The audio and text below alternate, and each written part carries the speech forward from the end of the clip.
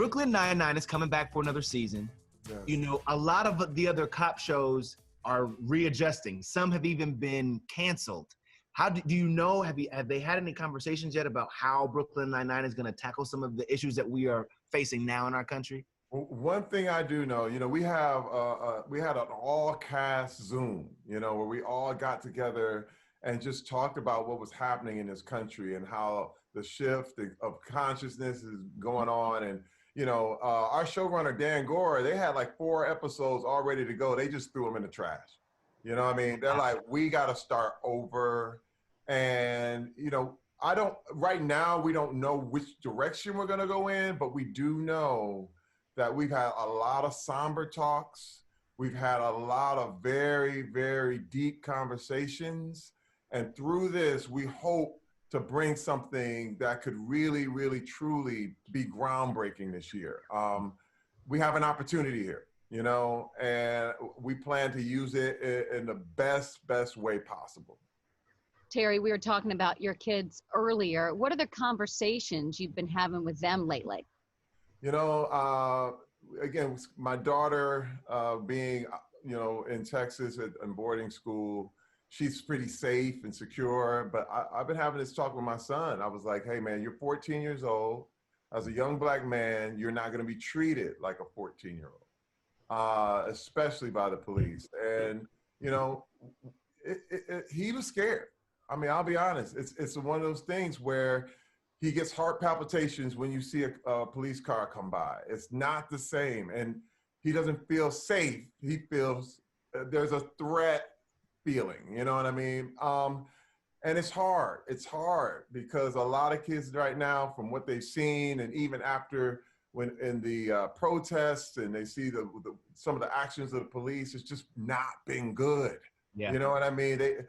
And I've talked to him about just always being conscious of who he is, where he is, and, you know, to always look out for his own safety, to be honest. And the other thing I'm wondering with Terry that's been so fascinating with the conversations I've had with my friends, especially my Black male friends, is how they've altered their life to be less threatening was always the word they used with me. And I was having the family conversation with all 3 of our kids and my husband. And I'm so upset by this. My friends would say they would lower their shoulders or cross the street when they're walking their dog in the neighborhood to look, or make their voice higher on purpose. Is this stuff, Terry, that you've thought about or had to deal with? Oh yeah, easy. I mean, you know, first of all, you know me. You've seen me in movies and whatever, but before all of this, I was always a threat. I would go into the mall or go to different places. I've had guns pointed at me by police officers in LA. You know, this was before I was famous, but the thing is that they had the wrong guy. You know what I mean? What can I say? It's something that every Black man has been through, and it's hard to really try to get other people to understand. And I have to say, this right here, what's going on right now is Black America's Me Too movement. We always knew this was happening, but now white people are understanding, wait a minute, I never knew this. We were saying it, but now it's with that George Floyd video that came out, it literally opened up the world because now you experienced it. Now you have to go through the same trauma that Black America has been going through. And this is an opportunity. This is an opportunity right now for us to really, really unite and get together and understand what this is, that we have to battle this together. I like to say this, it's not a sport where we were down by 50 and now we're about to go up by 1. This is a house that we all have to build together. You know what I mean? We have to raise the old one and build it together and determine how our future is going to be. That's the best way I can put it. Great conversation. Thank you both for all of this. Terry Crews, Scott and I just adore you. We love all the great work you're doing. Thanks for bringing AGT into our household. We really need it right now. Such a hopeful show. You know what's great, Terry, is Scott and I, we always say it every season with you on AGT. I don't know how the talent keeps upping its game, but give us a little nugget about this season. What act has really hit home for you? Oh, well, first of all, I mean, we had to start the season off with my golden buzzer, the Voices of Our City Choir. Listen, they're this homeless choir out of San Diego who volunteered their time. They literally made their music. They did everything themselves, got on buses, came up to LA and stole the show and my heart right along with it. I said, my goodness, the fact that this kind of talent and this kind of wonderful ability is right there. And the fact that, you know, it's you see these things you see people on the street all the time, but they are amazing. They showed how wonderful they are. And let me tell you, I can't wait to see them come back for the lives. The other group was Simon's Golden Buzzer, the Waffle Crew. Yeah. These guys, listen, this man threw his shoe on. How do you throw your shoe on? I can throw it off, but I can't throw it on. I was like, they are mind-bending. Yeah. Absolutely incredible from the Bronx. And I'm trying to tell you, it's one of those things where I always get, every year, I think I've seen it all, and I haven't. It goes to a whole nother level. And it's Archie Williams, that one, Scott and I were freaking out. 37 years in prison. Terry. Yes, He could have got up there. He could have got up there and said, A, B, C, D, E, F, G. And then he would have been a golden buzzer for me. We say it all the time, right, kid? It's AGT. It's America's Got Stories, right? Yeah. Because it's like, it is so incredible. And then to hear him sing that song Elton John made famous, and it brought Elton to tears. Yeah, and Elton called him.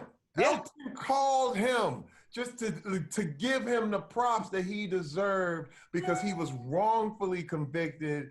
And listen, that happened before all of the whole world was going through what it's going through. And I'm telling you something, it was like a Black Lives Matter moment. Yeah. In such a positive way, because this man was redeeming himself before America right now. And I look at this thing and I'm like, man, I tell everybody I would do the show for free because it's that good. It's like giving away dreams. You're giving hope. You are giving all the wonderful things that we have out to the world.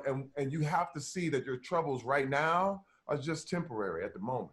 Okay, how's Sofia Vergara doing?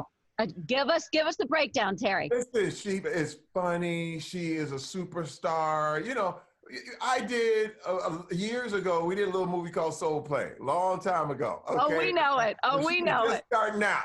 I wasn't gonna say that. Lo and behold, she became the biggest star in the world.